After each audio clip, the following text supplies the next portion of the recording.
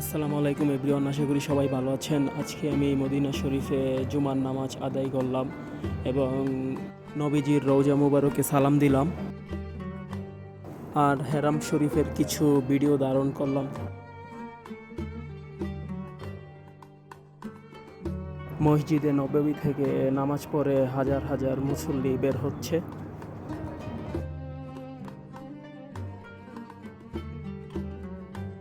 আর এটি হলো নবীজির রওজা মুবারকে প্রবেশ করার পথ।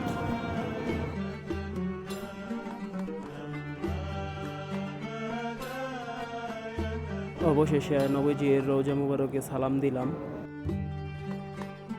মহান আল্লাহর কাছে লাখ কোটি শুকরিয়া যে আমাকে মদিনা শরীফে আসার তৌফিক দিয়েছেন। আলহামদুলিল্লাহ।